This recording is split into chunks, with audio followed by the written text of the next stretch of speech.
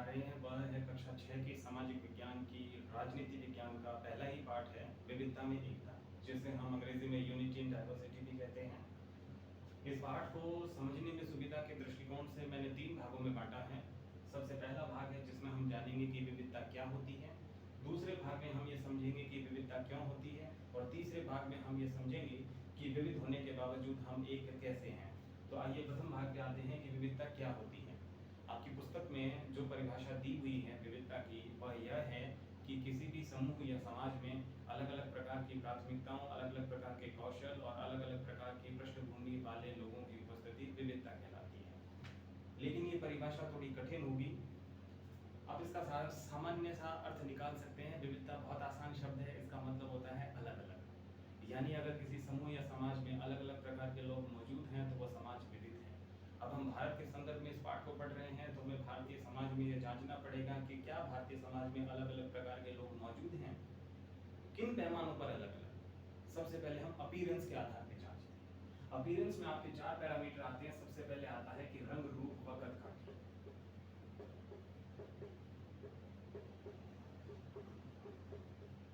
आप देखिए, भारत का मानचित्र याद कीजिए। क्या भारत के सभी प्रदेशों के निवासी एक जैसे दिखाई देते हैं? क्या उनका रंग, रूप, कद काठी समान है? आप यदि इसको जांचेंगे तो आप पाएंगे कि ऐसा बिल्कुल नहीं है। भारत के सुदूर उत्तर के प्रदेश, हिमाचल और कश्मीर के लोग अधिक गोरे हैं किसकी तुलना में? दक्षिण के समुद्र तटीय प्रदेशों, केरल और तमिलनाडु के लोगों की। यदि आप पूर्वोत्तर भारत के लोगों के चेहरे याद करें तो इनके चेहरे तिब्बत और नेपाल के चेहरों से ज्यादा मिलते हैं बजाय कि हमारे उत्तर भारतीय चेहरों से। तो हम ये कह सकते हैं कि हम सभी भारतीय रंग, रूप और कद काठी के आधार पर एक समान नहीं हैं, हम अलग अलग हैं। तो पहला तो अंतर यही आ गया। दूसरा पैरामीटर है आपका खान पान। क्या हम सभी भारतीयों का खाना पीना एक जैसा है? तो आप पाएंगे कि नहीं। भारत के जितने भी राज्य हैं उन सभी राज्यों में अलग अलग प्रकार का खाना खाया जाता है। जैसे उदाहरण के लिए बिहार में लिट्टी चोखा एक बहुत ही प्रसिद्ध व्यंजन है, किंतु लिट्टी चोखा बिहार में ही खाया जाता है, ज्यादा राजस्थान में नहीं खाया जाता। राजस्थान के निवासी क्या खाना पसंद करते हैं? दाल बाटी चूरमा, ये इनका व्यंजन है। लेकिन दाल बाटी चूरमा आपको तमिलनाडु में देखने को नहीं मिलेगा। तमिलनाडु वाले क्या खाते हैं? तमिलनाडु वाले इडली, सांभर, डोसा ये व्यंजन खाते हैं। और ये तमिलनाडु का इडली, सांभर, डोसा ये आपको गुजरात में देखने को नहीं मिलेगा। गुजरात वाले क्या खाते हैं? ढोकला, खमन, इस तरह का। तो आप देख रहे हैं कि भारत के सभी राज्यों के अपने अपने व्यंजन हैं। यानी इन प्रदेशों में जो नागरिक हैं, जो निवासी हैं, वो अलग अलग प्रकार का खाना खाते हैं। इनके खाने में कोई एक रूपता नहीं है। यानी हम भारतीय खान पान के मामले में भी अलग अलग हैं, हम एक नहीं है। अब तीसरा पैरामीटर है आपका भाषा। क्या हम सभी भारतीय एक ही प्रकार की भाषा बोलते हैं? तो आप पाएंगे कि नहीं, हम भारतीय अलग अलग प्रकार की भाषा बोलते हैं। जैसे आपके उत्तर भारत के राज्य, आपके हरियाणा हो गया, राजस्थान हो गया, दिल्ली हो गया, इनमें यहाँ के निवासी कौन सी भाषा बोलते हैं? यहाँ के निवासी हिंदी बोलते हैं। लेकिन तमिलनाडु के निवासी वो क्या बोलते हैं? वो तो हिंदी नहीं बोलते हैं, वो तो तमिल बोलते हैं। कर्नाटक के निवासी वो कन्नड़ बोलते हैं। इसी प्रकार से केरल के निवासी, केरल प्रदेश के निवासी मलयालम भाषा बोलते हैं। यानी भाषा के मामले में भी हम भारतीय एक नहीं है, विविध हैं, अलग अलग हैं। अब चौथा पैरामीटर ले लीजिए, पहनावा। क्या हम सभी भारतीयों का पहनावा एक सा है? तो इसका जवाब भी नहीं ही है। हम सभी भारतीयों का पहनावा एक सा नहीं है। अलग अलग प्रदेशों के निवासी हम अलग अलग प्रकार के कपड़े पहनते हैं।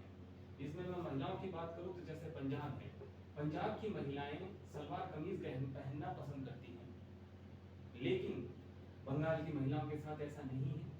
बंगाल की अधिकतर महिलाएं साड़ी पहनना पसंद करती हैं और वहां के समाज में साड़ी ही पहनने का प्रचलन है। जबकि आप मणिपुर चले जाइए, मणिपुर की महिलाएं तो एक और ही अलग तरह का परिधान पहनती हैं जिसे फनेक कहा जाता है। तो इस प्रकार से हम देख रहे हैं कि भारत के अलग अलग राज्यों के निवासी अलग अलग प्रकार के कपड़े भी पहनते हैं। यानी कपड़ों के मामले में भी हम एक नहीं हैं। तो देखिए, न तो हमारा रंग रूप एक जैसा, न हम खाते पीते एक हैं, न हम एक ही भाषा बोलते हैं और न ही हम एक ही तरह के कपड़े पहनते हैं। तो हम भारतीय एक कहां से हुए? हम भारतीय कैसे हो गए? अलग अलग हो गए। अब अलग अलग हम क्यों हो गए? अब कोई बच्चा ये भी कह सकता है कि भाई जब हम भारतीय, जब हमारा देश एक है तो क्यों ना हमें एक ही हो जाना चाहिए, क्यों ना हमें अपने पहनावे में, भाषा में, खान पान में एक रूपता ले आनी चाहिए। कल से हम सभी एक ही खाना खाना शुरू कर दें। क्यों हमने सारे स्टेट में अलग अलग खाना बना रखा है? क्यों हमने अलग अलग किस्म के कपड़े पहनते हैं? हम एक ही कपड़े क्यों नहीं पहनते हैं? तो ऐसा करना देखिए संभव नहीं है। अब ये क्यों संभव नहीं है? ये इसलिए संभव नहीं है क्योंकि ये जो विविधता है ये हमारे समाज में कहाँ से आई है? ये हमने कोई बाई चॉइस नहीं ऑप्ट की है, हमने अपनी पसंद से नहीं की है। ये विविधता आने के पीछे कुछ भौगोलिक और कुछ ऐतिहासिक कारण हैं, और जब तक वे कारण रहेंगे तब तक हमारे समाज में विविधता रहेगी। ये आपके चैप्टर में है, ये आपके चैप्टर का दूसरा भाग है कि विविधता क्यों है। विविधता क्यों है, इस प्रश्न का उत्तर होगा कि विविधता दो कारणों से है। नंबर एक भौगोलिक कारणों से और नंबर दो ऐतिहासिक कारणों से। अब इन कारणों पे हम बात कर लेते हैं।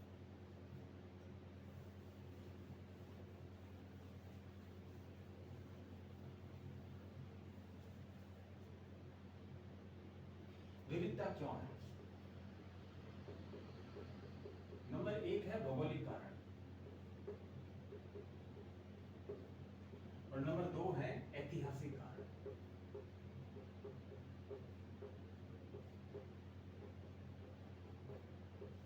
देखिए भौगोलिक कारण, चलिए हम मनुष्य तो एक दूसरे से अलग हो गए, हमने एक दूसरे से अलग आदतों को भी पकड़ लिया, खान पान, पहनावे, हर तरह के मामले में। लेकिन आप पृथ्वी पर विचार कीजिए, क्या हमारी धरती सब तरफ एक जैसी है? आप पाएंगे ये नहीं है। हमारी धरती सब तरफ एक जैसी नहीं है। कहीं आपको धरती पर ऊंची ऊंची पर्वत श्रृंखलाएं देखने को मिलेगी, तो कहीं आपको पठार देखने को मिलेंगे और कहीं आपको समतल मैदान देखने को मिलेगा। तो आप ये देख रहे हैं कि हमारा जो धरातल है, हमारा जो सरफेस है, वो भी सब तरफ एक समान नहीं है, उसमें भी विविधता है। चलिए ये तो हो गई धरातल की बात। अब आप आ जाइए मौसम पर। कहीं आपको जलवायु हमारी इतनी गर्म देखने को मिलेगी कि वहां प्रदेश के निवासियों को हल्के कपड़े पहनने पड़ते हैं, और किसी किसी जगह आपको जलवायु इतनी ठंडी मिलेगी कि वो हल्के कपड़े अगर वहां पहन लिए जाएं तो आपकी कपकपी छूट जाए। तो जलवायु भी सब तरफ एक समान नहीं है, पृथ्वी पर अलग अलग है। बारिश देख लीजिए, क्या वर्षा का समान वितरण है पृथ्वी पर हर जगह? नहीं। आप भारत के संदर्भ में ले लीजिए ना, भारत के बिल्कुल नॉर्थ में ये लद्दाख पड़ता है, तो लद्दाख में तो बिल्कुल भी बारिश नहीं होती। लेकिन आप मेघालय में मासिनराम स्थान ले लीजिए या चेरापूंजी ले लीजिए, वहां इतनी बारिश होती है कि बारिश रुकती नहीं है। तो लद्दाख और चेरापूंजी इसी में विविधता है। वर्षा का समान वितरण प्रकृति ने ही नहीं कर रखा है। जलवायु है वो एक सरीखी पृथ्वी पे हर जगह नहीं है। तो धरातल और जलवायु, इन दोनों की विविधताओं के कारण क्या प्रभाव होता है इसका? इसका प्रभाव ये होता है कि पृथ्वी पर, धरती पर एक समान फसलें और पेड़ पौधे हर जगह नहीं होते हैं। अलग अलग प्रकार के पेड़ पौधे फसलें होती हैं। जैसे मैं आपको बताऊं कि पंजाब है, पंजाब राज्य में कुछ मिट्टी की प्रकृति ऐसी है, कुछ वहां की जलवायु ऐसी है कि पंजाब में गेहूं और चावल ये ज्यादा होते हैं, लेकिन चाय की पैदावार नहीं होती। क्यों नहीं होती? क्योंकि चाय की पैदावार की अनुकूल परिस्थितियां भारत के दूसरे राज्य असम में हैं। और चाय की पैदावार की अनुकूल परिस्थितियां क्या हैं?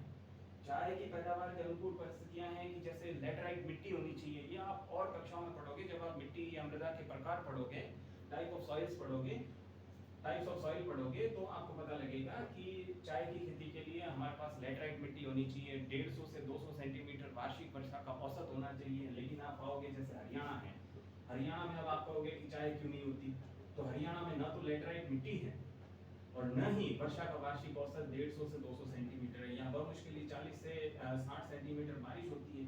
तो अगर ये परिस्थितियां नहीं होगी तो यहाँ चाय पत्ती कैसे होगी? तो फिर आपको कहने का मतलब ये हुआ कि एक समान पेड़ पौधे और फसलें हैं वो स्टेट में हर एक में नहीं हो सकती, क्योंकि धरातल और जलवायु संबंधी विविधता है। तो ये तो हो गए भौगोलिक कारण। इन भौगोलिक कारणों के कारण क्या हुआ?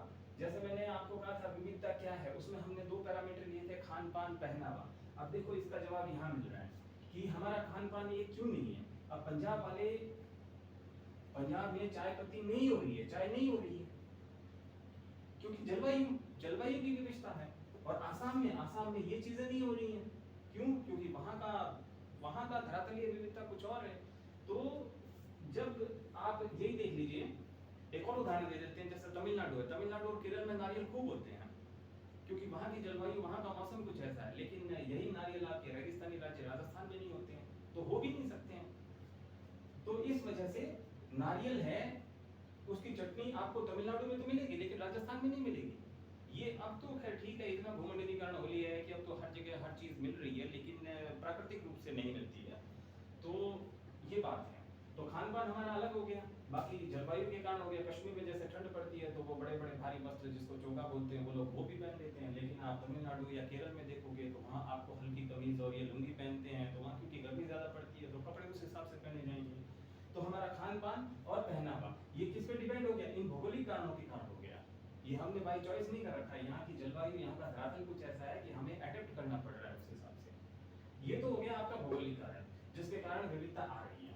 दूसरा कारण है आपका ऐतिहासिक कारण। ऐतिहासिक कारण समझने के लिए हमें 200-250 साल पीछे जाना पड़ेगा। याद कीजिए 200-250 साल पहले आप कल्पना कर सकते हैं कि उस समय रेल, बस, इस तरह के परिवहन के साधन नहीं हुआ होते थे। उस समय यदि किसी स्थान पर अकाल पड़ जाता था तो वहां के निवासियों को अपना गुजारा करने के लिए वो स्थान छोड़ना पड़ता था और किसी दूसरे स्थान पर जाना पड़ता था। अब उस दूसरे स्थान पर जाने के लिए क्योंकि रेल बस तो थी नहीं, तो उस समय कैसे जाएंगे? वो पैदल जाएंगे या फिर पशुओं पर, घोड़े या ऊंट पर जाएंगे।